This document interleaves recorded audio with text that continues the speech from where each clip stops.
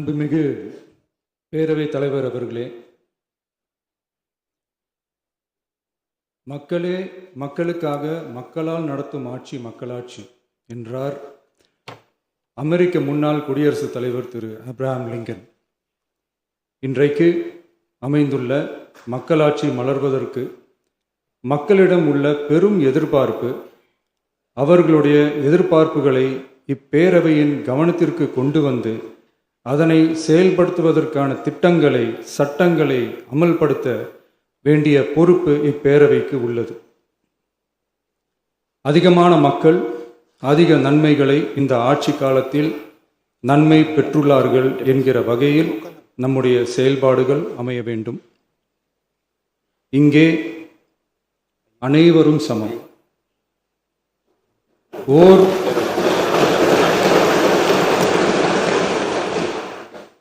ஓர் உறுப்பினரை கொண்ட கட்சிகள் இங்கே இடம் பெற்றிருந்தாலும் அவர்களுடைய கருத்துகளுக்கும் அதிக எண்ணிக்கை பெற்ற தமிழக வெற்றிக் கழக உறுப்பினர்கள் தெரிவிக்கும் கருத்துகளுக்கும் சமமாகவே மதிப்பளிக்கப்பட்டு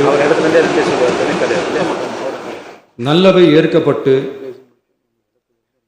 அல்லவை நிராகரிக்கப்பட்டு ஜனநாயகத்தின் இதயமாகவும் மூளையாகவும் இப்பேரவை செயல்பட வேண்டும். அதற்குரிய வகையில் பெருமை வாய்ந்த வரலாற்று சிறப்பு கொண்ட இப்பேரவையை நடத்தி செல்லும் பண்பை பெற்றுள்ளவரையே தமிழக வெற்றிக் கழகம் முன்மொழிந்து தாங்கள் இன்றைக்கு இந்த ஆசனத்தில் அமர்ந்துள்ளீர்கள். மாண்புமிகு பேரவைத் தலைவர் அவர்களே, தாங்கள் பேரவைத் தலைவராக ஒருமனதாக தேர்ந்தெடுக்கப்பட்டுள்ளீர்கள். தங்களை இந்த ஆசனத்தில் மாண்புமிகு பேரவை முன்னவரும் எதிர்க்கட்சி தலைவரும் தங்களுடைய கரங்களை பிடித்து அழைத்து சென்று அமர வைத்தார்கள். இந்த சம்பிரதாயம் எப்படி வந்தது என்று சொன்னால் சுவாரஸ்யமாக இருக்கும். பெரிய வரலாறு சம்பவத்தில் உள்ளது.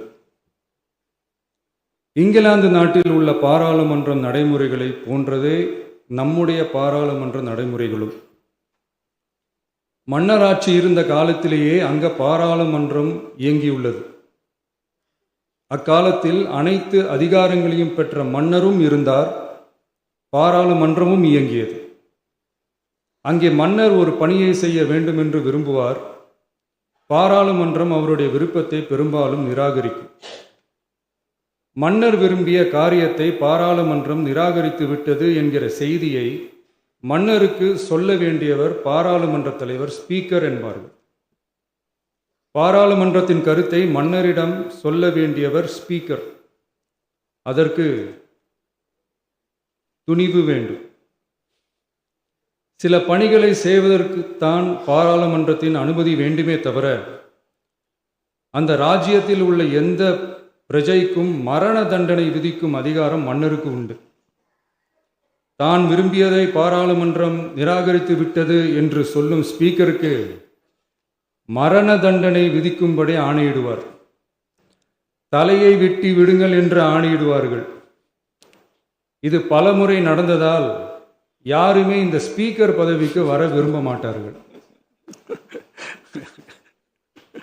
எனவே புதிதாக பாராளுமன்றம் அமையும் போது ஸ்பீக்கர் பதவிக்கு ஒருவர் அறிவிக்கப்பட்டவுடன் அவர் உடனே தலை தப்பித்தால் போதும் என்று ஓட்டம் பிடிப்பார்.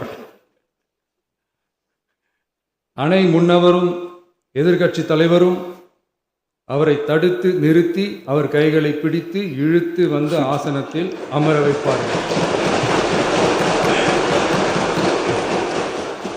இதுதான் அந்த காலத்தில் இருந்து வந்த மரபு.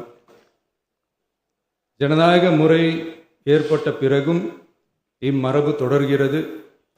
நிச்சயமாக தமிழக வெற்றிக் கழக உறுப்பினர்கள் அனைவருமே உங்களுக்கு உதவிகரமாகவே இருப்பார்கள் என்கிற வாக்குறுதியை இந்நேரத்தில் அளிக்க விரும்புகிறேன்.